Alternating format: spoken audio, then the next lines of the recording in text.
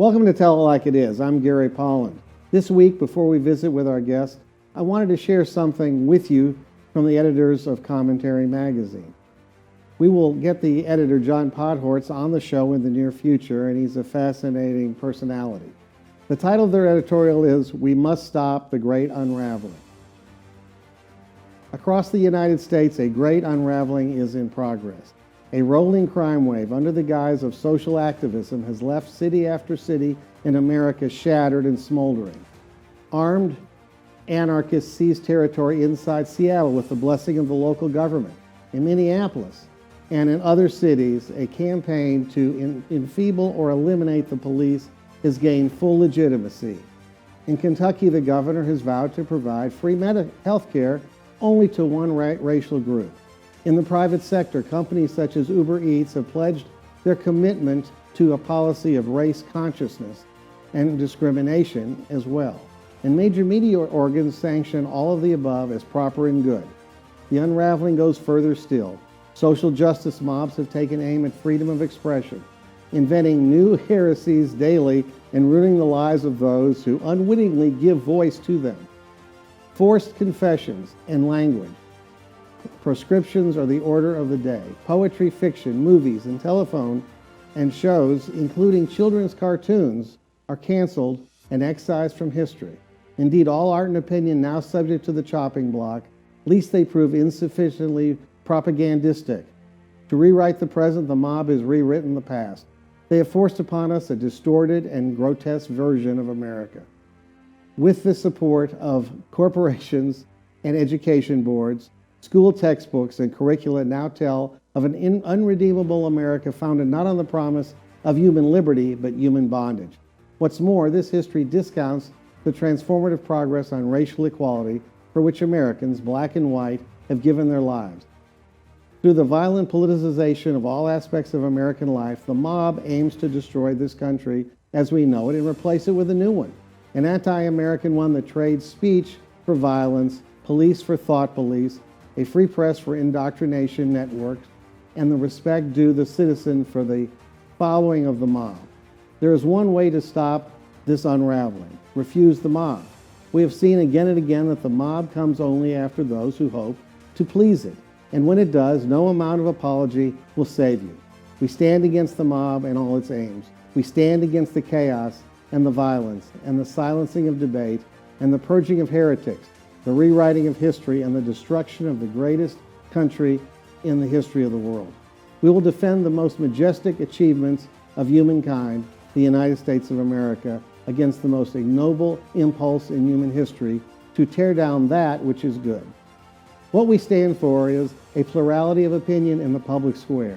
We affirm the right to voice a minority opinion in equal and in every respect to the right to voice a majority opinion. We therefore reject the public policing of opinion in all of its forms. A full airing of available facts and data on all topics. We welcome any impartial findings that may serve to advance discussion. No objective facts are beyond the bounds of deliberation and debate. A rejection of the cancel culture and all it entails. We renounce the enemies lists, online media mobs, and the professional scalp hunters. Clear, bright lines between speech, spoken or written, and no matter what, how egregious, is not the equivalent in any way to violence. Similarly, physical violence is not a mode of speech. An absolute rejection of political violence. We affirm that lawless violence, even in the service of a just cause, is wrong. No exceptions or excuses. We hope you will join us in this effort and take a stand for the future of America.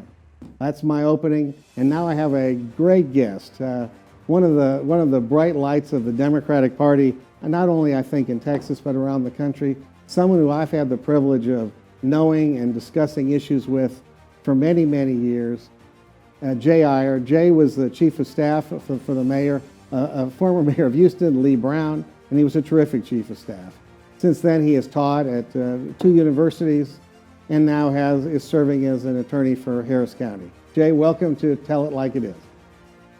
Thanks, Gary. Thanks for having me. Thanks for your patience in my opening monologue. Jay, and you probably agree with everything I said. Let me say this. I think I don't agree with everything you said. I think that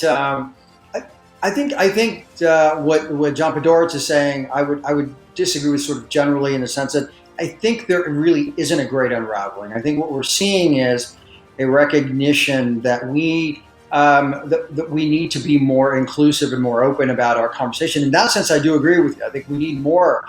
I would say that what a lot of people are criticizing, and a lot of people in terms of sort of wanting to look and read and look for a more complete picture of the history of the United States, is something entirely different. I think what we've had for a very long time is a much more sort of whitewashed version of what the reality of America was, right? I mean, it wasn't that long ago where we can talk a lot about it. There's a lot of conversation about the need or the presence of Confederate monuments.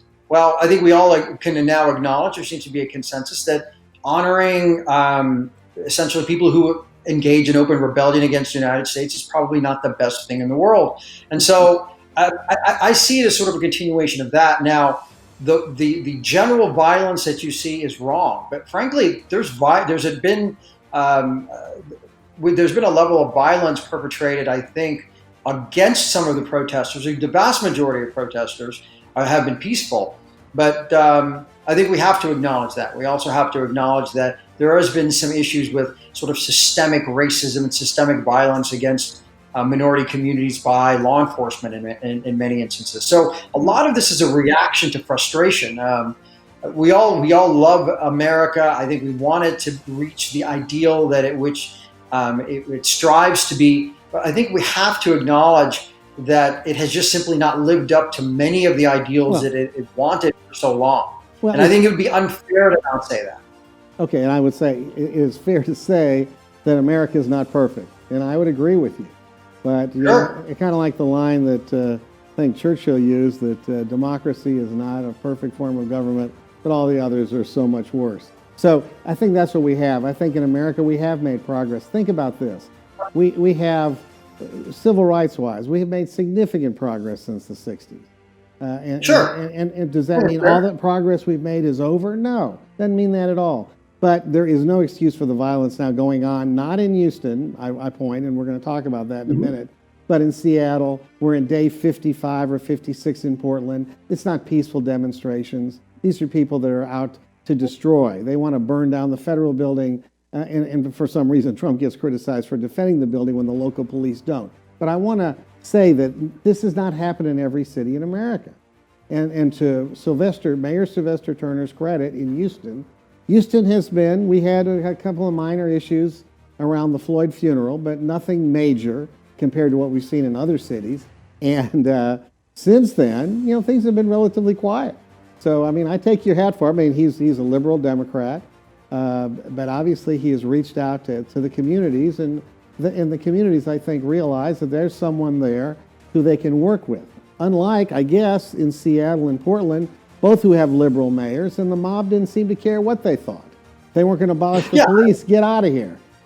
So right. Turner said, I'm not going to abolish the police. We're going to work to make them better. So, look, I take my hat off to him. I've been a critic of Sylvester's on and off for a long time, but in this instance, I give him an attaboy. Yeah, I mean, I think I'm not disagreeing. There's no way that anyone can excuse, I think, the general violence that you've seen in some of those places. But I think it's important to recognize that it is not a widespread issue. It's in a handful of cities. Look, Los Angeles doesn't have it. New York City hasn't had it. Miami hasn't. Atlanta really has not had it. Most major cities have not. What you're talking about are sort of isolated instances. I do think that the federal response, on top of some of the actions by the local police, exacerbated a bad situation and made it worse. Yeah. When you've got the mayor of Portland and the governor of Oregon and every elected official in that area telling them, look, we don't want the federal government actually adding sort of fuel to the fire, I think we have to sort of take a step back there. But I do think the mayor certainly, our Mayor Turner, certainly deserves a credit, as does Judge Hidalgo, in dealing with the issues that we have here. Houston and folks in Texas in general, but Houston in particular has had a long history of dealing with racial violence and racial strife in a much more collaborative way. It's endemic to the culture of this city. We are the most diverse community in the country. We relish in that diversity. It's part of our character, and we make it work. We're also, as much criticism as our police force can oftentimes get, the Houston Police Department is one of the most diverse police forces in the country, which is contributing to some of it. I think they still have a ways to go, and are getting better. But I think it's a little bit. I think we don't want to paint with too broad a brush that this is something that's happening in every major city, because frankly, it's just not. Well, actually, it's happening in a lot more cities than you said, and it is a problem. And I think one of the things that has occurred is the lack of leadership in some of these cities that allowed these things to go on. So the federal government felt compelled to defend the federal buildings in Seattle, Portland, and other places because of the failure of the local police, who were not allowed to do their job. And that's a failure of will on behalf of the left-wing leadership of those cities. Thus the contrast between them and Sylvester. You can't say that without being critical of the overall response. Look, the reality is, in the last 6 years, in the last 4.5 years, we've had a higher incident of anti-Semitism, much more violence on the right-wing side, white nationalism, than ever existed in the previous decade before. ADL and Southern Poverty Law Center have all verified the data points and the numbers. So I think it's a little bit unrealistic. You've got our allies in Europe critical of the United States for focused on perceived left-wing violence, but ignoring right-wing violence. So this is a larger problem, and I think something that we need a mid-course correction. I agree with you. The leadership that's been shown in places like Portland has not been great, but the leadership in Washington, D.C. has been abysmal. The president has not done a good job. He's divided the country in a way that we've never seen, at least in 50, 60 years. Well, if you expand your criticism of Washington to include Congress, I would agree with you that there are problems with leadership from Washington, because there is no leadership in Washington. There really isn't. And that's been a problem actually for quite a while, regardless of who's president or who controls the Congress. That's why Congress is held in such low esteem, even lower than Trump. That's how bad it is.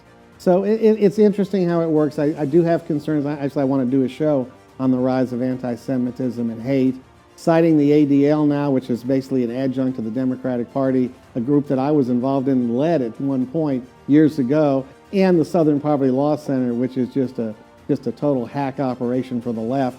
But there is anti-Semitism on both sides. My concern is the failure of the recognition of anti-Semitism from the left. The fact that the Democratic House of Representatives could not condemn anti-Semitism with condemning everything else in the world that is wrong when there was issues with some of the radical members of the Congress. But it shouldn't happen either place. But let's move on. Let's talk about the political scene. So let's first talk about Texas and the political scene here. There's some talk among some Democrats that Texas is in play statewide.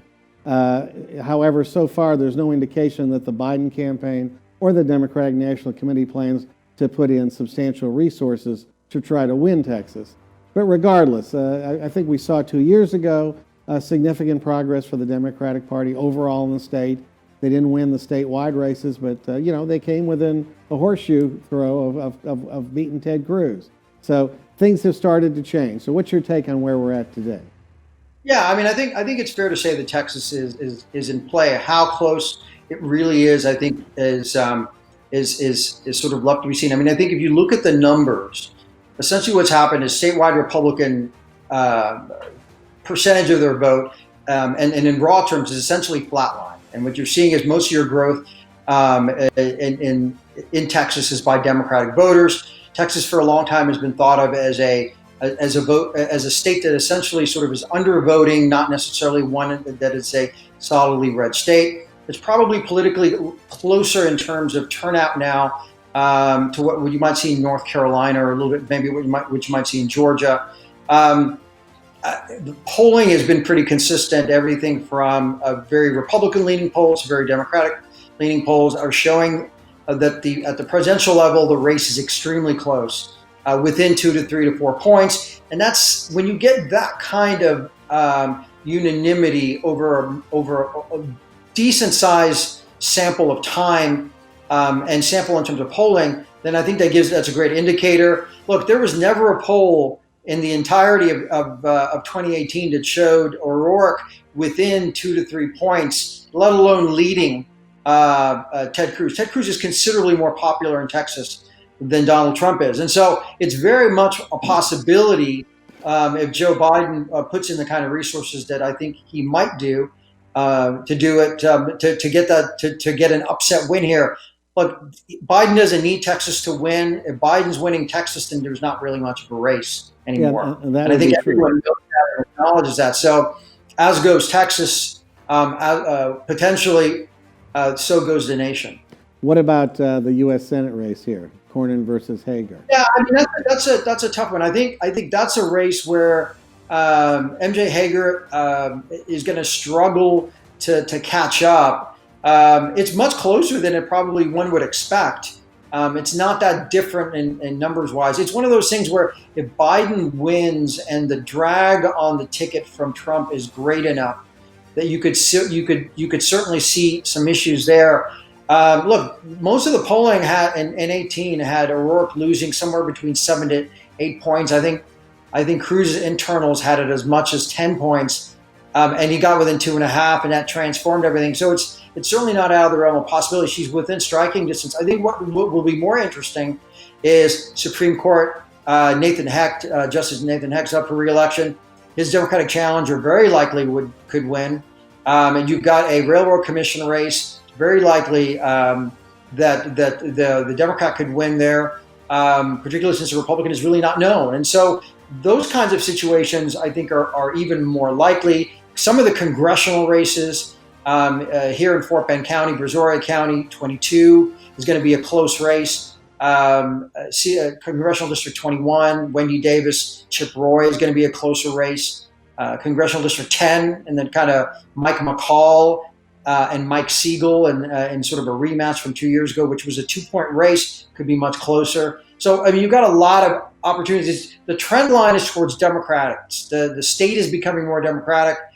You've got a little bit of, frankly, and Gary, you could probably address this better than I can, you've got some upheaval in the Republican infrastructure. You've got a chair that was just recently elected that's a bit of an outlier. You've got a Harris County chair that said he was going to resign and isn't going to resign now, and who is sort of not really part of the mainstream establishment. So among Republicans, so you've got a lot of problems that probably help fuel and help Democrats here. So look, Democrats are going to do very well in 2020. Whether Biden wins the state, I think it's hard to tell, but they're going to do well, and everything's going to get quite a bit closer. The real race in Texas is going to be in 22, and you may see a state house flip in 20 as well. What about looking at potential flips the other way? Democratic back to Republican, Fletcher versus Hunt. He's well financed. He's going to have, looks like, north of $5 or $6 million, which means he may have more to spend than she does. This was a Republican district.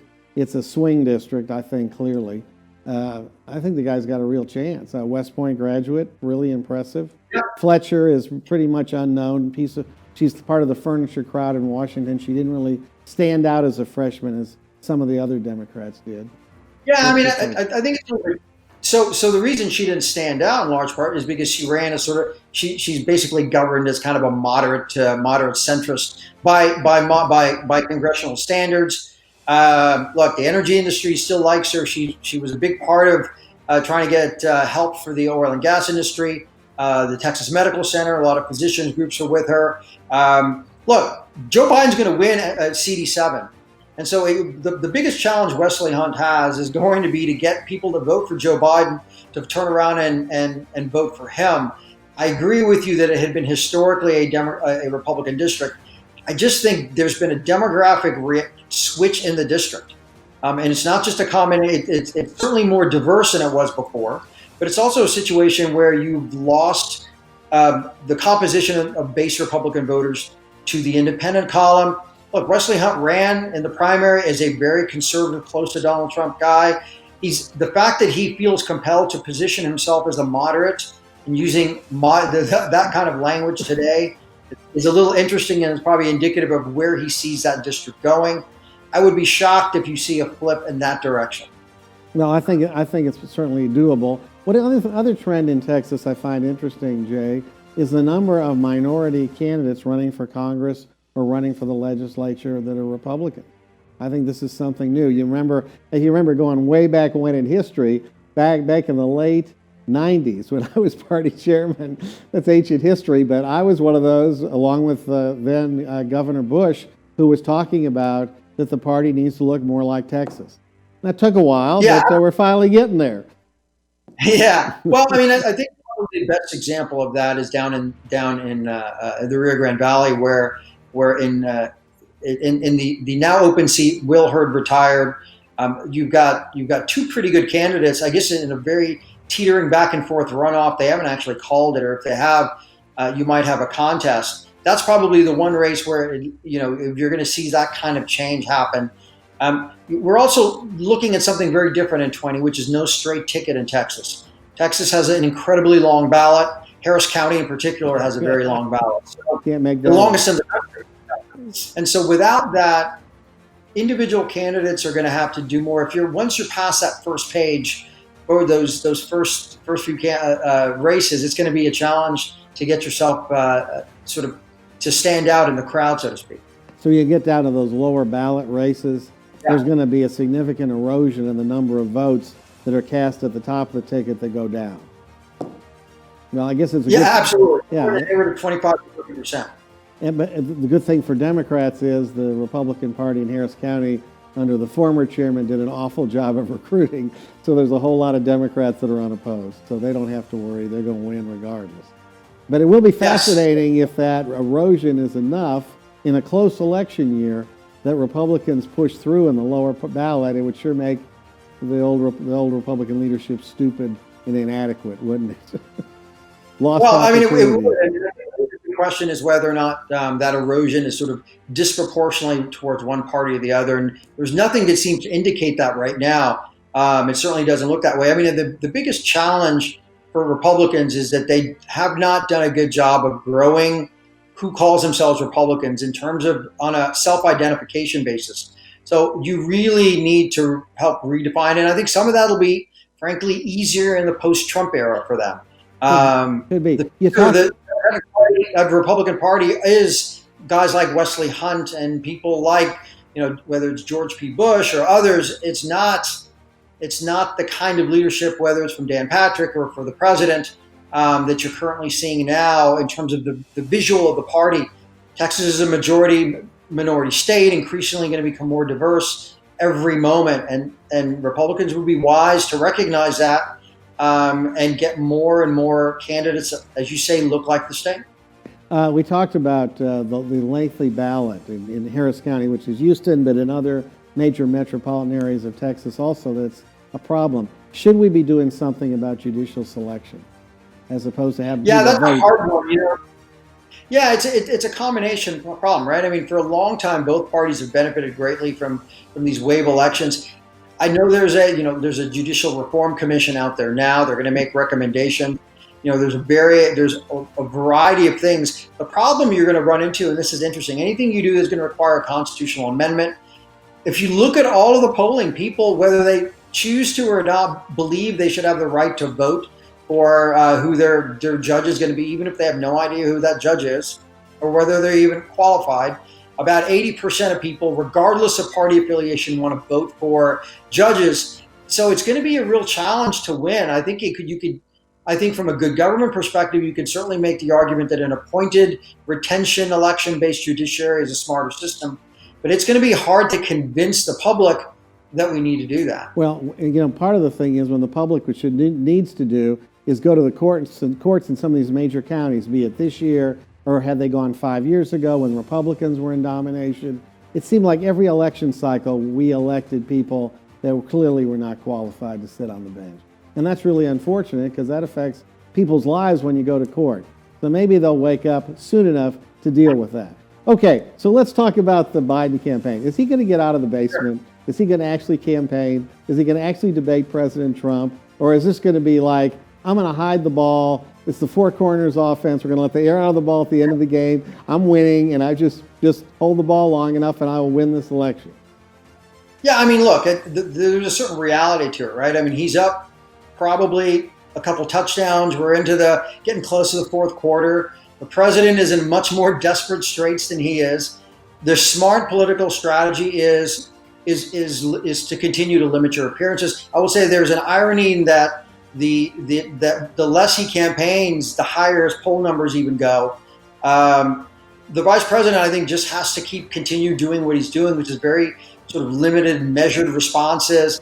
You have more on these things. He's going to debate Donald Trump. There's no doubt about that. The president, I think, has no choice but to push for as many as he possibly can. Look, we say we're at this moment in time, we're 99 days, 98 days away, really closer to 70 when you look at early vote. In fact, the state of Texas just extended early voting by another week. October 13th is when elections begin. There's not a lot of time for President Trump, so he's going to have to do whatever he can.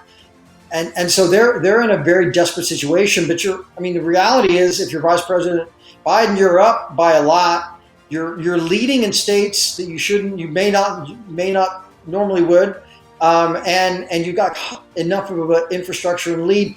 And what Donald Trump's great strength has been, there these big sort of settings where you can get people out and get them fired up, and his shtick can't do that anymore. So it's sort of made for Biden to be able to win. And I think there's sufficient amount of Trump fatigue that the vice president is probably going to just sort of cruise through, and as long as he possibly can, to victory without sort of putting it in the bag. They're working hard, but he doesn't need to get out there and do 50 or 60 Zoom meetings a day to make this thing work.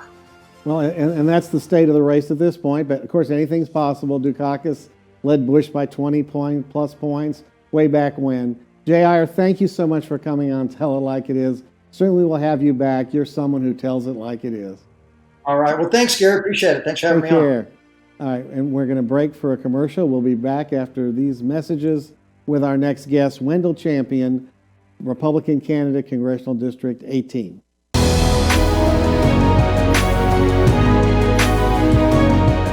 Houston's only Cadillac to your door dealer, Ron Carter Cadillac, delivers test drives to your home or office. For a limited time, get $16,000 off all in-stock Cadillac 2019 XT5 crossovers and $19,000 off all in-stock 2019 CT6 sedans. Or experience the first ever 2020 Cadillac XT6 Premium Luxury Collection, only $519 with $1 down for 39 months lease. Or purchase and receive 0.9% APR for 72 months with no payments until November. RonCarterCadillac.com. When it comes to protecting yourself and your partners, all the information out there can be overwhelming. Visit our website. We are a free and confidential service striving to help you stay informed and stay notified. We are committed to a healthy Houston.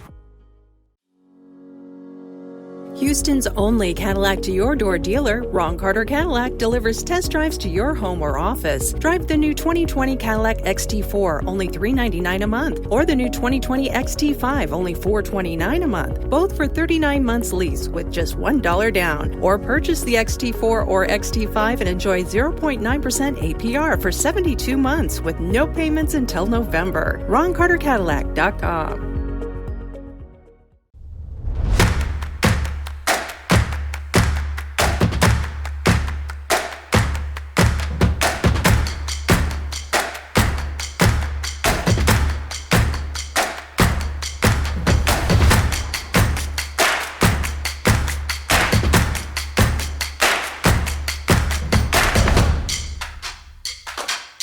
Have you been injured in an 18-wheeler accident, truck accident, car accident? Was someone texting and ran into the back of you, not paying attention? It doesn't matter what it is. Give me a call, Attorney Willie Powles. We'll fix it today. The number is 281-881-2457. Again, that number is 281-881-2457. We'll fix it today. Call Attorney Willie Powles.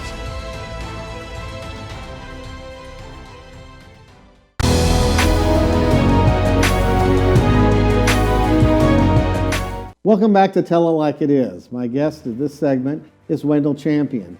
Wendell is a Republican candidate for Congress in Texas District 18. That's a district you may have heard of. We have an incumbent Democrat there. Her name is Sheila Jackson Lee. She's been in Congress now for 26 years, 30 years plus in politics. And we will also issue an invitation for Representative Lee to come on the show and talk about the issues. But today we've got Wendell, champion. And Wendell, I want to thank you first so much for coming. I appreciate it. And my first question for you is, how did you end up becoming a Republican in 2020? Well, the assumption is that I just became a Republican. I've actually grown up with conservative values, and I will tell you that most of the folks that I know really have conservative values as well, as we define conservative values. And you're talking about family values. Family values. Church-going values. Church-going values. When we talk about family and the importance of family and the structure of family, when we talk about the faith and how important that is to the community, and of course, freedom. I mean, those things are conservative values. That's what we coin as conservative values, and that's what I've grown up with. So it's not like I just woke up yesterday or last year and all of a sudden became, quote, Republican, per se. But what I do know is I often say we weren't born Republican or Democrats, but we do have to start looking at these parties and find the party that really represents our values. And I will tell you that that is the Republican Party at this time. What I find interesting, Wendell, as I study history, of course, we know going back, after the Civil War, Lincoln freed the slaves during Reconstruction. During that period, Sure. when Lincoln was still around, African Americans, newly freed slaves, That's right. were predominantly Republican. They got elected to Congress as Republicans, to the U.S. Senate as Republicans, the whole bit. And then something happened after Roosevelt won, I guess, in the 30s during the Depression, and we somehow end up with the Republican Party, who was pro-freedom for everybody, becoming the bad guys, and the Democratic Party, which up till into the 70s gave aid and comfort to former Klan leadership who led that party. Because remember, all the Southern Democrats, most of them were Klan members. Robert Byrd of West Virginia, who everybody respected, who Joe Biden took pictures with and nobody ever criticized, was one of the leaders of the Ku Klux Klan in West Virginia.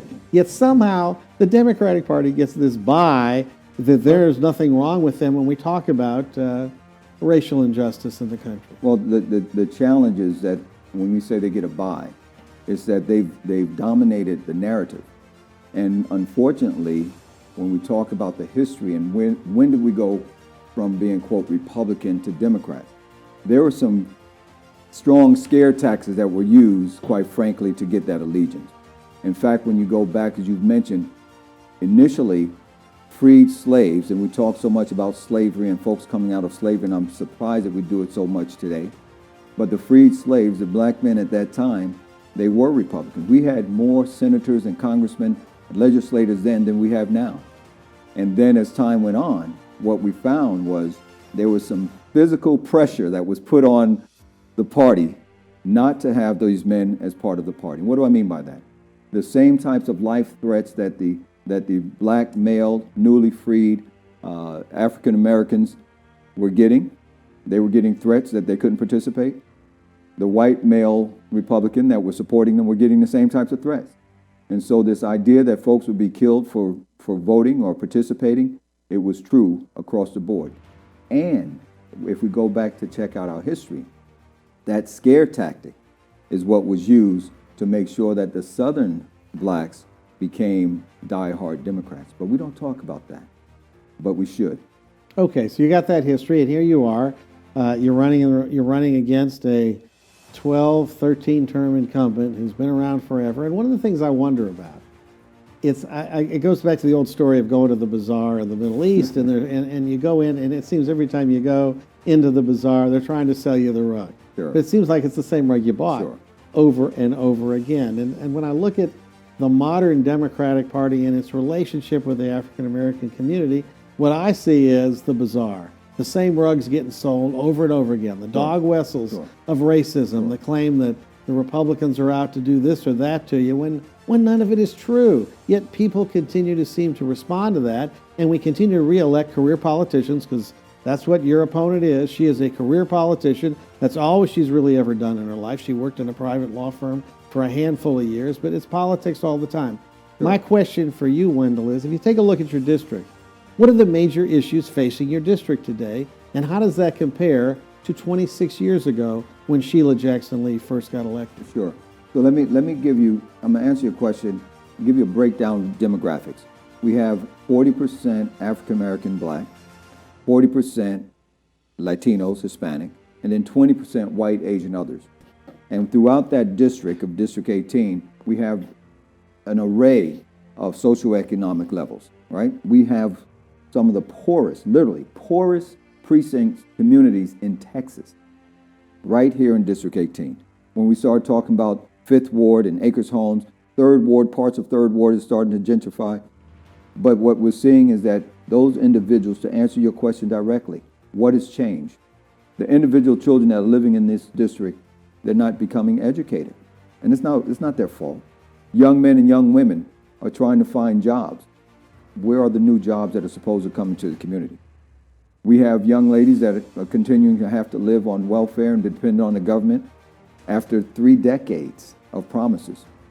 We have young men who continue to go to jail. And we say, well, that's not the problem of the federal government or the representative. I challenge you on that, and I say that it is. When you have a full community that for another generation is looking at being treated and valued almost as second-class citizens, we have to have different leaders to push the agenda forward that all Americans are created equal. And that's what we're talking about. That's the freedom part that we were talking about earlier. We value that. Well, an opportunity. An opportunity. So what are you saying that Sheila Jackson Lee, in her 13th term as a congresswoman, has failed the district? Well, let me tell you this. Some people will say she hasn't. I will tell you, if we want to take some of the markers, and let's say education, for example. 30 years plus serving this community. In 1955, 1956, the Brown versus Board of Education said our children should have an education, right? In those 70 years, she served people for almost half that term. And I can go to 5th Ward right now. I can go to Fleming Middle School.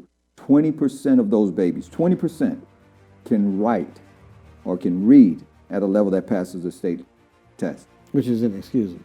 Inexcusable. And you know, and only 10% can write. And what's fascinating is, and I know this, I mean, as you know, I'm a lawyer by profession.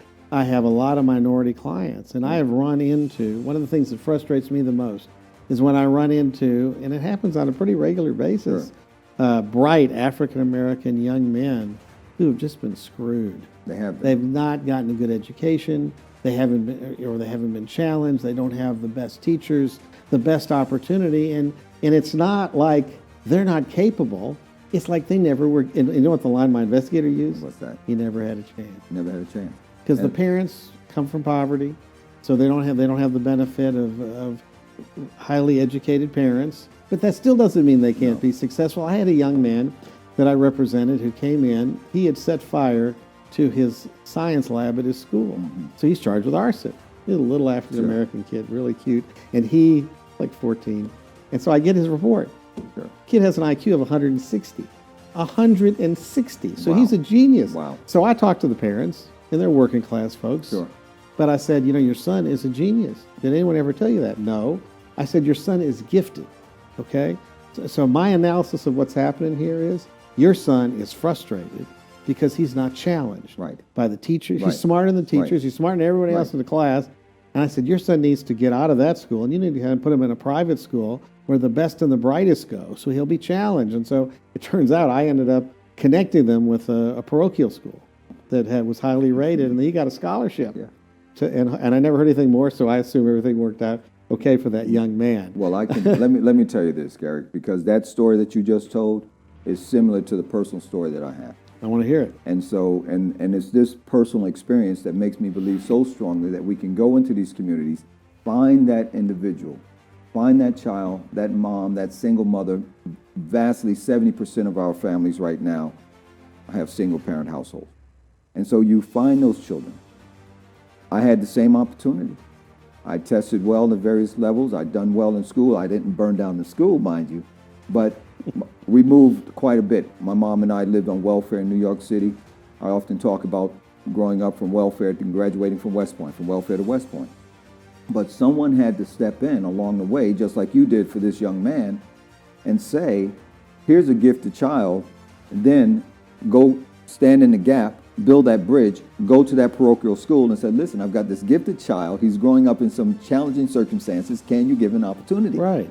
And so those are the simple ways we can change people's lives in our communities. And the elected official, the incumbent, is not doing it. Well, and we have, I mean, look, in the Houston community, it's relatively acknowledged that HISD as a school district is not very successful. Fair enough. It has neglected minority students. One of the reasons that the state wanted to take over was the dismal scores and results for students in minority schools.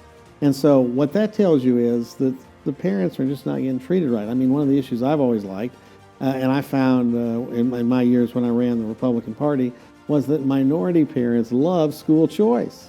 And they like school choice, opportunity scholarships, is because it empowered them, because the way the system was working otherwise, you'd hear stories. I have a complaint about how my son has been treated at school, and I don't think he's been treated right. So I went to the school, and they basically told me, stuff it, take it or leave it. What are you going to do? You know, and most of our kids are going to have to go to public schools because that's the framework of our education right now. But even if we send them to a charter school or school choice, we're still going to have to create, if you will, support systems around to now become, if you will, that surrogate family unit. Because what we know, and these aren't my numbers, but what we know is that a child with a father and a mother in a home is more likely to succeed than one who doesn't have but one parent in the home. A child who happens to have more financial resources is more likely to succeed. Why? Not just because the money's going to buy them intelligence, no, but because the money now allows them to participate in those support venues that would help them progress. What am I saying? It's not good enough to just send a child to a public school, open the doors, let them go, send them home, and know doggone well that they're having some challenges eating, they're having challenges with after-school curriculum, they're having challenges with needing tutoring. You know, I was talking with the superintendent up at Aldine several months ago, and he told me that one of the things that they do there, and Aldine is in our district, one of the things that they do is they have the teachers go to the children's homes in the evening time. If a child misses school, it's the teacher's responsibility to get on the phone and call the parent and make sure everything's okay. If the child needs additional instruction, the teacher goes and provides that additional instruction after school. What a novel concept. So you have to provide support in order to bring the levels up for these individuals, which in turn will then give them an opportunity to participate in America and the American dream. That's what happened with me. I lived in the poorest area of town, went to a parochial school called Christian Brothers Academy. It was an all-boys school, military, run by the brothers. From there, I went to West Point. What was the difference? It was education. It was opportunity. It was a community that was surrounding me that was more than just in my household. Well, I bet your mom's proud of you. She's been quite proud, and as I am of her. That's wonderful. So let's talk about the race. Sure. You know, Sheila Jackson Lee, she's been reelected a bunch. She always seems to get through, but of course we had straight ticket voting then. That's gone. And I don't think she's ever had a candidate against her from the Republican side who comes with your background and experiences that are so unique and important for the district, and it can call her on the carpet for her stunning lack of success. Sure. You know, having a strong opponent is putting her in a different position. There's no doubt about that. And you talk about my experiences. The experience is not just growing up on welfare. Grew up on welfare, graduated from West Point. I was a captain in the Army Reserves. I was a licensed attorney here in Texas. I've worked in big corporations. I've worked in oil and gas. I've worked in pharmaceuticals. I've worked in healthcare. I've worked in private practice. I work currently in law enforcement, as well as ministry and in the community. And so when you put those things together, and I might say I'm a father and a husband for almost 30 years of two. Yeah, that's important too. That's important. But the reality is when you put all those things together, it gives me a worldview, an approach to problem solving that we haven't seen in this district. And that's critical. Now, when we talk about the fact that we no longer have straight ticket ballots, now that's going to give individuals who really resonate with this, quote, conservative message. You know, these labels are pretty hard to to wear, right? So I often will ask people to not just think about the party. Don't just choose a party. Choose a person. Choose a person, not just the party. But what we do know is that there's a fundamental difference between what's being offered right now from the party on the left, if you will, and the Republican Party. And what is that? We have right now, we have a party that continues to tell our community in District 18 that we're supposed to rely on the government to succeed. And not even succeed, they don't even use that word, to exist, right? The whole idea of a Republican Party is to allow us to really seek out the opportunities that America has. And if you work hard enough, if you're disciplined enough, if you have enough desire, you can do it. Is it going to be easy? It's never going to be easy. Is it going to be easier for some than others? Certainly. But that doesn't mean you can't go to the table and you can't eat. That doesn't mean you can't get at the starting line and run the race and finish first. And so that's what we offer when we talk about this idea of being a Republican. It's, do you want the government to take care of you? Or do you want the opportunity to go out there and create your own path in America? So, Wendell, do you think in Washington, do you think you would have the opportunity, when you're elected, Sure. God willing, to use the federal government to the extent you can to give young African American males and females the opportunities that you ended up getting, coming from a challenging background of being on welfare, but then and it being the success that you've become? Like you said, you had people who helped you along the way. I don't know that they're there. How do we make them get them more involved to help these young people get that opportunity? Because look, at the end of the day, you break the cycle of poverty in the African American community in this district, particularly by giving young people the right opportunities to make sure they have the right teachers and the right. Give them the chances to succeed. Sure. That's all they need. And the answer to your question is yes. Yes. When I go to Washington, I'll be able to do that. One of the reasons I'll be able to do that is because I have the ability to work with both sides of the aisle, if you will. The incumbent doesn't have that ability. If she did, she would have done it by now. And that's just the bottom line. So you have to have a leader that's willing to go and not just run with the party politics. Right now, I think what's happening is we have folks that are more concerned about the party than the people. And that's what we're seeing in District 18. When you talk about the opportunity to put jobs in our district, it's not that difficult. This isn't rocket science, Gary. I'm telling you, you and I both know that from the congressional seat, a few phone calls to a few interested business folks can have jobs and operations in this district. But you got to make it a priority. But you have to make it a priority. Right. And not only do I know that, I have businessmen right now who are saying to me, Wendell, I'm willing to put my operations in that district.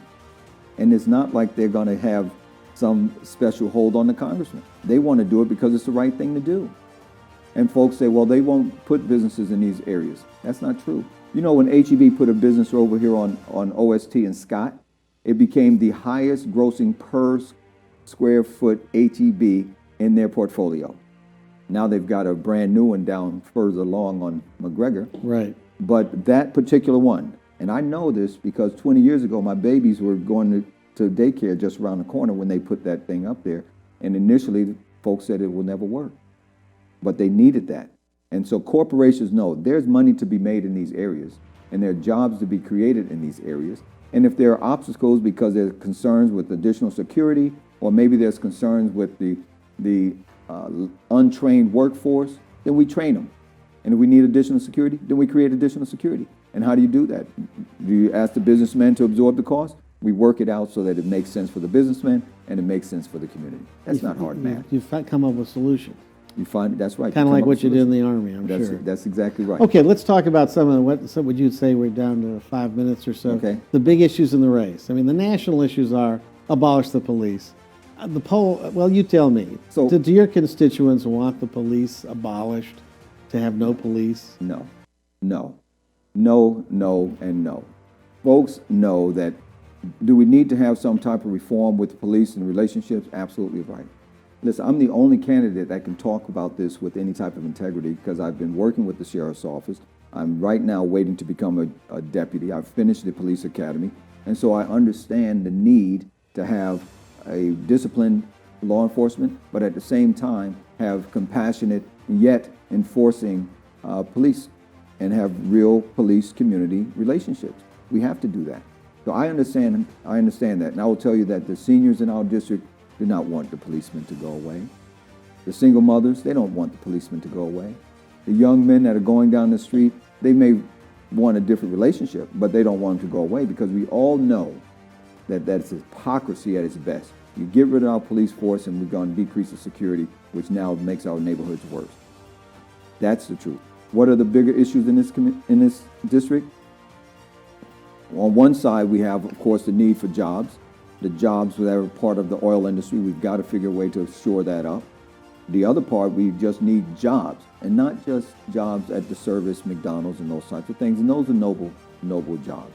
But we have to start creating jobs within the community and give access to those jobs so that young men and women won't find it necessary to march down the street because they feel some type of hopeless way.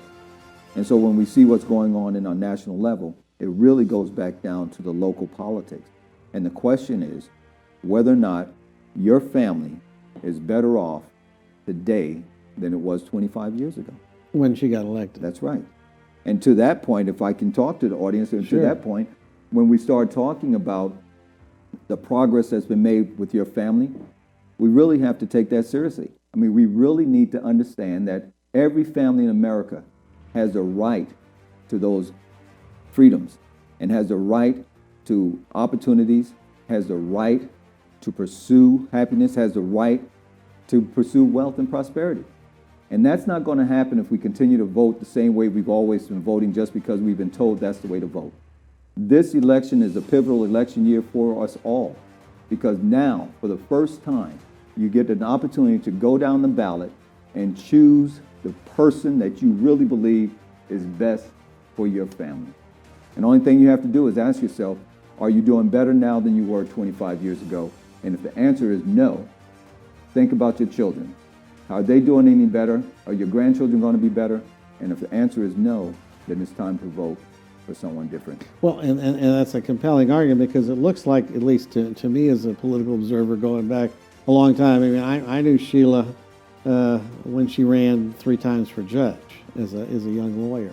I just don't think she's very effective. I don't think things get done. I mean, she's been there forever, and what she does is she votes the way Nancy Pelosi tells her to. That's right. Whether that's a good vote or a bad vote, she does as she's told. And she's was always good at getting pictures with the president. Before Trump, she didn't like him. With Bush and Obama and Reagan, whoever was there, she would get in the right position for the State of the Union picture. But beyond, and then she'd show up at everybody's funeral. Whether she knew him or not, she shows up at funerals. But what, again, the effectiveness, what have you done to help the people? Are the schools better now than they were 25 years ago? No, they're much worse. They're not. Is public safety better than it was 25 years ago? No. And let me tell you, Gary, when we look at job situations, you talked about. That's prosperity, that's security, that's the economic equality that people always want. It's real simple. The leader or the elected official has to take responsibility for the end result. Effort alone is not result, right? It's not a positive result. Well, I don't know if there's any effort. I don't know if there's any. So if we look at the results, it's rhetoric without action. It's rhetoric. And so here it is. If we look at the leader, or you look at the incumbent, and you don't have the results that we're supposed to have after 25, 26, 30 years, it's one of 3 things. Either incompetent, incapable, or inconsiderate. That's it. Either you just can't do it because you don't know how, incapable. You know what needs to be done, but maybe there are too many obstacles and you just can't get around it, and you just can't. Or you're inconsiderate. You know what needs to be done, you have the ability to get it done, but you just don't care. Or I have one. I would add a fourth. That all you care about is getting reelected, and the rest of it don't matter. That's right. And so, and that's where we are. When you have an individual in a position that it's apparent that the only thing that's concerned about is herself. or himself, but in this case, it's herself. And unfortunately, that's an ailment that afflicts a lot of politicians. That's right. Accountability to the people. So if you get elected and after 2 or 3 terms you can't make any differences, what are you going to do? I'm going to tell you, and I'll tell you, and I'll tell the folks there. You elect me to Congress. If I can't deliver to you what I'm supposed to deliver to you, then one simple thing you need to do. You go back to the polls and you vote me out. And that's what we need to do now. We know that our community is not progressing the way it should be because leadership starts at the top of the level and has to take full responsibility from the bottom. And we don't have that right now. So you vote for champion and you vote for me. If I can't win for you, you vote me out. And you won't have to wait very long because if I can't get it done, I promise you I'll come back to you and tell you I can't do it and I'll look for someone else to take that seat. How do people reach your campaign? Champion2020.com. Champion2020.com. And Gary, if you will make sure they get that as well. Yes. But it's champion2020.com. They can go online. They can find you. They can go online. They can find us online there. They can. Well, I think there's like 99 days till the election. That's right. So you're going to be really busy, Wendell, in terms of that. But you're an exciting candidate, and I think you're part of what I call the new breed of the Republican Party. The Republican Party that increasingly looks like America, which is a good thing. It's a great thing. And if you come out to one of our events, Gary, what you'll find out is that our events really represent America. I mean, I have folks that are coming in there, if we want to go by racial identity, whites, blacks, Asians, Indians, everybody. Good to hear. And time is up. I got to say goodbye to the audience. Okay. Thank you, Gary. Thank you, Wendell. Okay, so where do we go? Thank you for watching. We'll be back next week. Same time, same place. You can email the show at GaryPolland@AmericanStarTV.com. You can get my bi-weekly newsletter, the Texas Conservative Review, by signing up for free at TexasConservativeReview.com. Remember, in the immortal words of President Ronald Reagan, you and I have a rendezvous with destiny. We will preserve for our children this, the last best hope of man on earth, or we will sentence them to take the final step into 1,000 years of a new dark age. See you next week.